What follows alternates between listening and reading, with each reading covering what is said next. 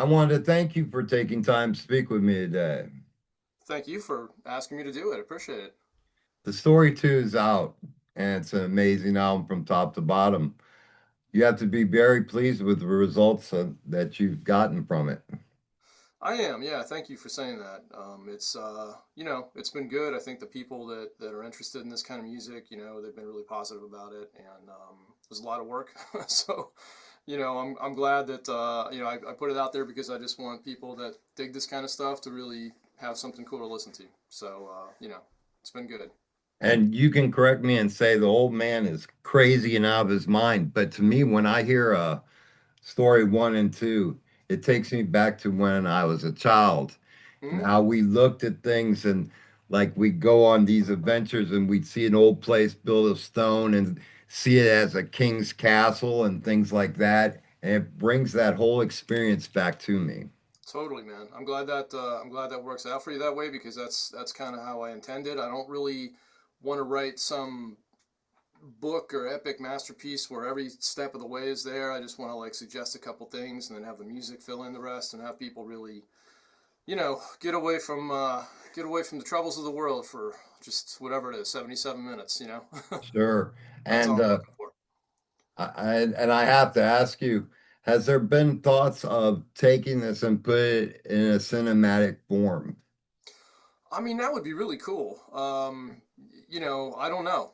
Is the real answer? I made it through the finish line of doing the album, and I'm for a couple of months now. I'm just exhausted, and Mm. even just right now, I'm just starting to put ideas together for something next, and then maybe who knows, like what other projects. I mean, I'm open to working with these guys and doing a bunch of stuff. So we'll see how things go. That'd be a And great idea. as a story has many chapters, Hmm. you've gone through many chapters as a musician. Hmm. What led you to this chapter in doing these two albums?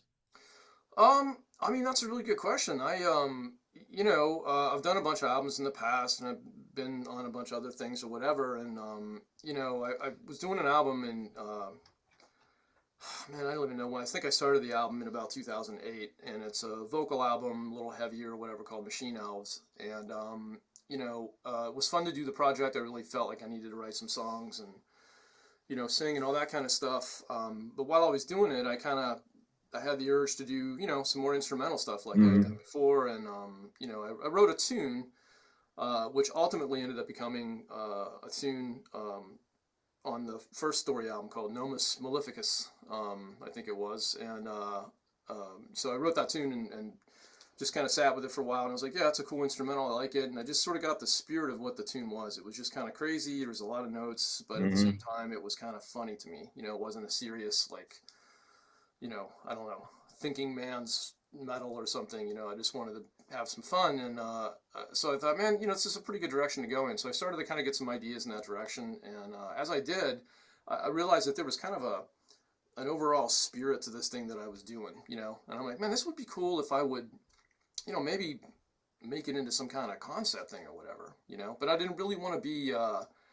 I mean, for as much as I love, Queensryche and Dream Theater and all those guys, I think sometimes it gets pretty heavy and intense and, I don't know. So I just thought, man, I want to make something a little more whimsical and lighthearted and funny. It's funny to me to have like this really intense music, with all these players on it, Marco and Sure. Brian and Mohini and everything. But at the same time, there's like this little weird narrative of like these little kids characters like going and doing stuff, and Yes, absolutely.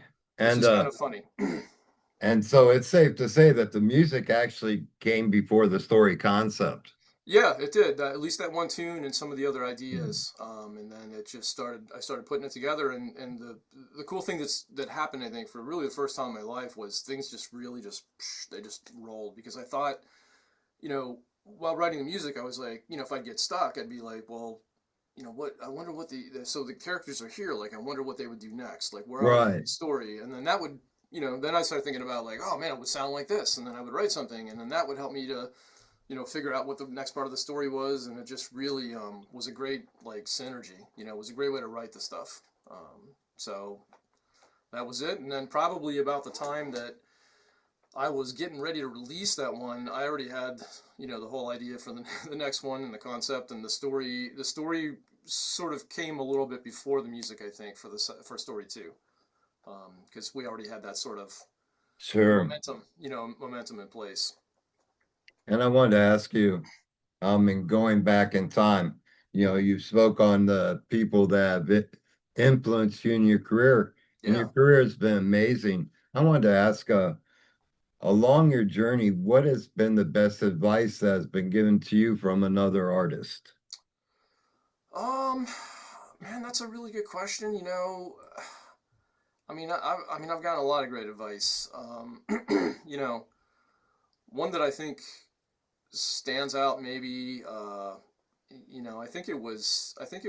went to a place in Boston for college called Berkeley, and there was a teacher there by the name of John Finn, who, I love dearly. He's a great dude, amazing player and musician and everything. I never actually had him for a private teacher, which is sad. It just didn't really connect, but we ended up sort of connecting through other ways. I did a bunch of shows with him and so on and so forth and became friends. But I think it was he that said at one point, he said, if you're gonna do music, like if you're gonna do this, you have to love it. And I know that's like pretty cliche to say now and whatever, but I think sometimes, when an important person says something like that, it kind of sticks in the back of your head. And, as you go through like your career and you do all this stuff and whatever, and I'm not even talking about the glorious moments, I'm talking about the non glorious moments, when you're Mm-hmm. standing on a street corner in New York City and trying to get a cab with 412 cabinets and your guitar Sure. and to go to a gig that you're going to play for a half an hour and like those kind of things. And that's when that phrase really comes back to you, and it's kind of like, yeah, you really, if you're going to do this, it has to be something that you just can't do anything else, because it's not easy, not easy in the least. And as being a great individual artist, I wanted to ask you, when you were presented like to be on the cover, doing a cover track of Joe Satriani, is Mhm. it hard for you to get in that vibe?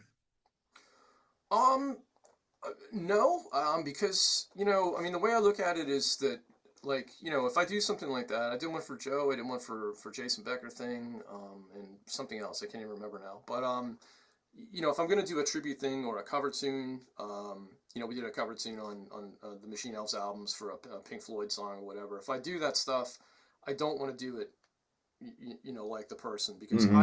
I'm never gonna be as good at doing Joe Satriani as Joe is. I mean, there's no way. I can't. Right, sure. I can't do that. Nor would I want to, because that's, I don't know. I feel like in some ways it's like a grown man trying to dress up like another grown man or something, and Sure. like, hey, Absolutely. look, I look like this guy now, or what. Right. So it's just not, not my thing. So I'll hear the music, and I mean, of course, I knew the stuff well.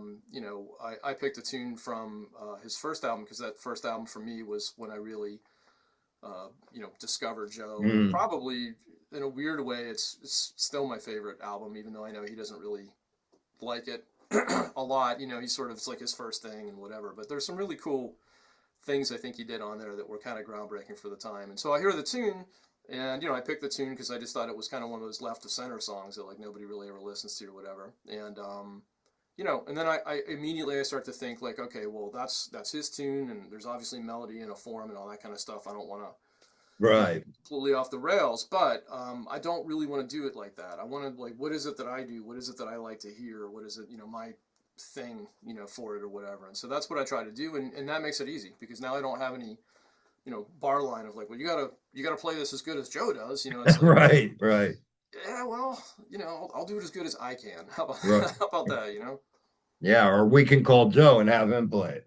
Yes, yeah, Yeah. exactly. I mean, why do a cover unless you're gonna, maybe do something different, so people can be like, Sure. "Ah, it's really cool," like whatever. So hopefully they did. Hopefully people liked it. And I wanted to ask you as well, you've had a long career and like you mentioned, you just finished story two. Mhm. And I wanted to ask you, do you go through moments where you feel a lull and you stay away from the guitar for a certain amount of time? Yeah, absolutely. especially after, when you do anything intense for a period of time, which this was. I mean, this was a couple of years of my life doing the second one, and Mm, there's a lot to it. I mean, you have to not only be able to write the stuff and play the stuff, but then I've got to produce everybody else and tell them what to do and put the thing together. And this guy can only do it now, and this guy can do it now, and organize. And then it's a whole. I mean, there's a whole thing that goes on to it. So it's exhausting. But as with the great quote, if you want to do music, you have to love it. And so sure. I do. I couldn't imagine doing anything else. I mean, music is the greatest thing, and so so you keep going, but you need a little rest. And what I used to do, I guess I still sort of do it, is I would take a break from, maybe if I write something like this album where there's a lot of intense stuff going on, and Mm, fast electric guitar or whatever, and blah blah blah. Like I'll grab my acoustic, and I'll just tune it to something that I don't even know what it is. Just randomly alternate tune the thing, strum it, sounds good, and then I'll start writing something, or whatever. So wow. it's a totally different mindset. So that's kind of what I've been doing now since the Story 2 thing. Is I've written maybe, I don't know what, five or more acoustic weird tunes, and I might do something with that. I don't know. We'll see. And We'll I see. wanted to ask you as well, you get so much praise, such well-deserved praise, Thank you. saying, oh, this guy, reminds me of Moore back in the day or Gillette or whoever. I Hmm. wanted to ask you, when you hear them comparisons, um, did you envision, you started very young. I believe I remember an interview with you saying that you fell in love with music at the age of 2. Yeah. You know, Yeah. when you were starting out, did you ever envision things coming to this point? No. No.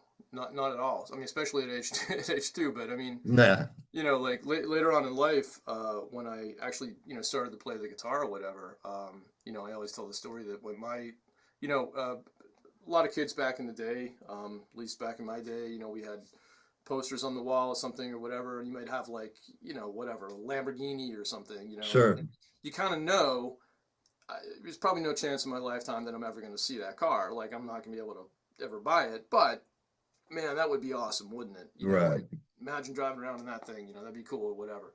And so for me with the guitar, it was, I wanted a Randy Rhoads V. This was my poster on the wall. Let's pretend, in my mental Mhm. poster. I wanted a Randy Rhoads V. I wanted a Marshall stack, and I wanted to be able to play the solo to Over the Mountain from Ozzy. And I thought, man, if I could do that, like that would be, I wouldn't need to do anything else ever. That would be the greatest moment of my life. But that's never going to happen. And that's never going to happen. Sure.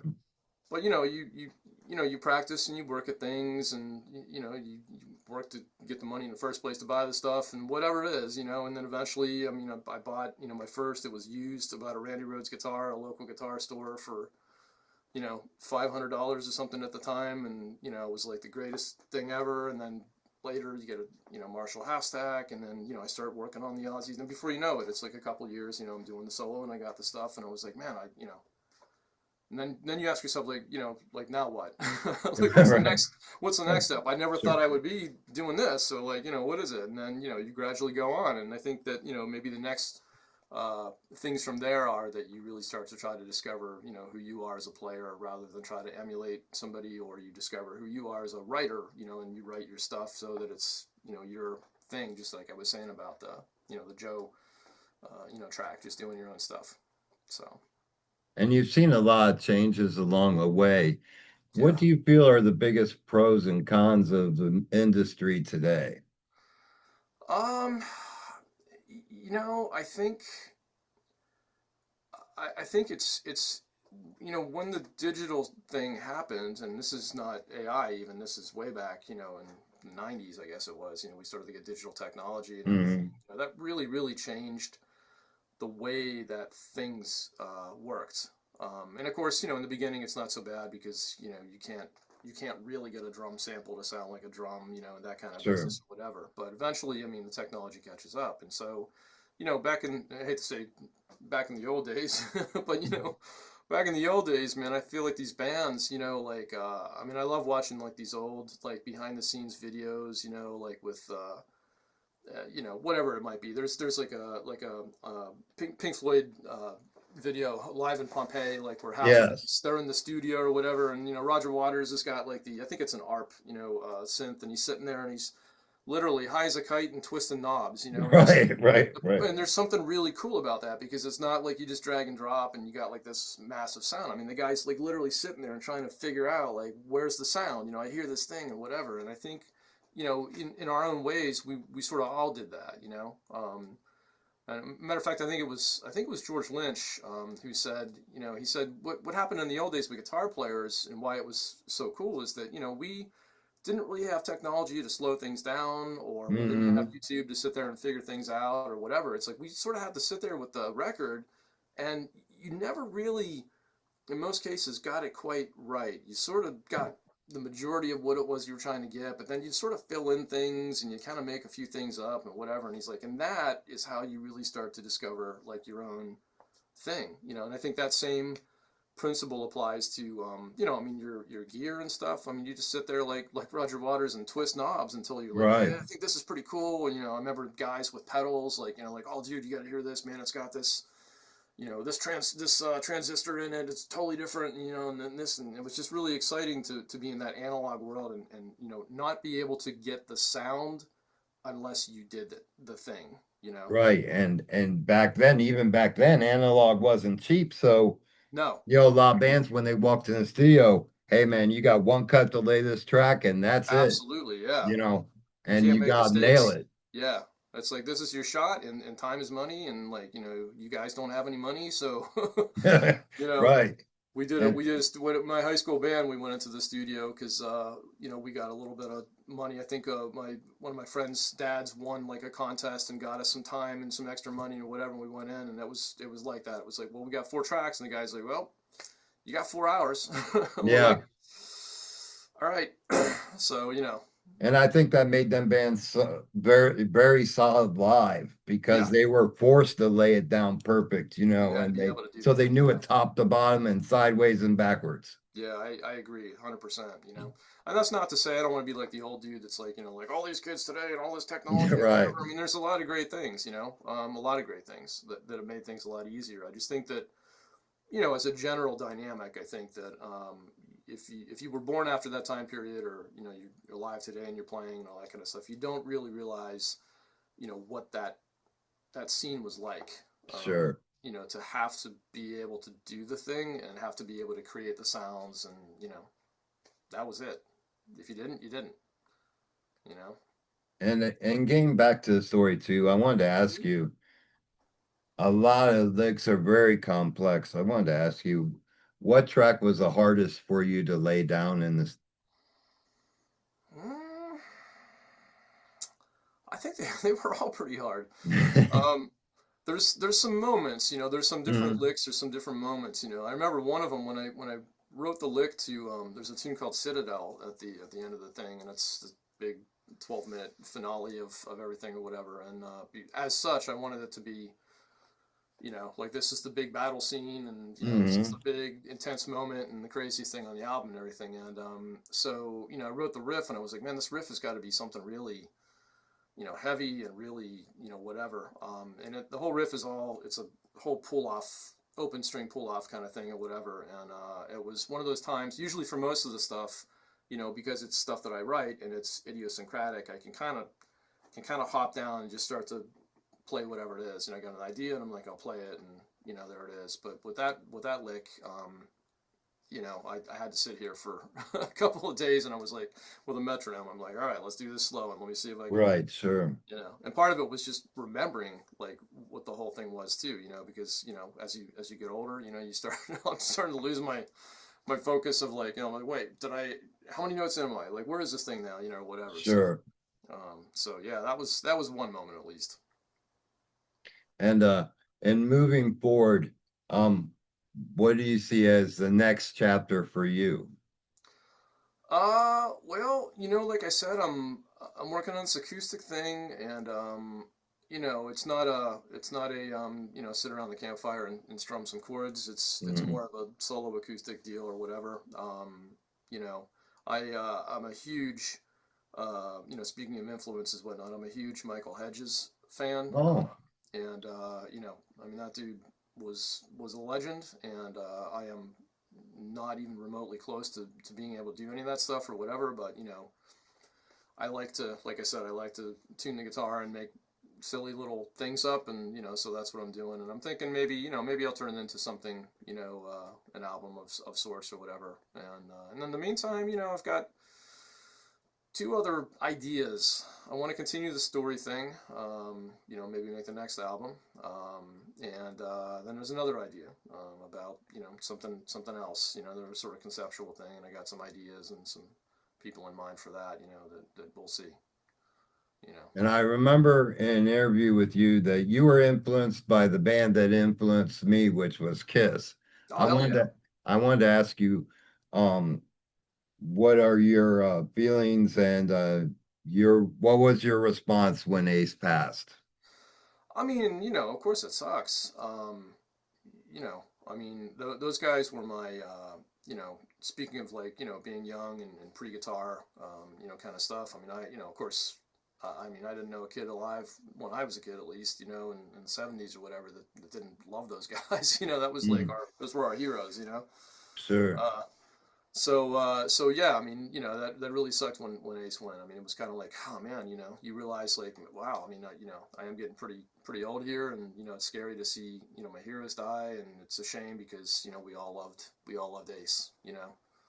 Um, so yeah, it was a bummer. Yeah, I know. I was one of the ones that he really was the person that made me want to pick up a guitar. Awesome, yeah, You know, awesome. Well, that's just a good the one. just the his presence and the way he Yeah, played. He always had this knack of being able to put a song within the song. yes, yeah, those solos are great, and yeah, I mean, just the guy, I don't know too many other players that just sort of exemplify, the word cool. You see him on stage and you're just like, that's cool. Yeah. Maybe Jimmy Page, I don't know, but Ace was definitely, he was one of those dudes that you just looked at him and you're like, man, I want to be like that guy, you know. So I totally understand. And I wanted to thank you again for creating an album that is absolutely top notch from top to bottom. I Well, I love the appreciate it. concept of the story, and I'm glad to hear that there may be a story three in the future. Yeah, no, I really appreciate that, Bob. Thank you. Yeah, I just want to make some music, and like I said, it's just have people enjoy it, and leave the world for a little bit and have some fun and all that kind of stuff. And so hopefully we can. Hopefully we can. Well, thank you again for taking time to speak with me. It's been an absolute pleasure speaking with you, my friend. Really appreciate it, Bob. Thanks for asking, and yeah, man, this was great. I really thanks so much. Thank you, my friend. Enjoy the rest of your day. All right, you too. Take care.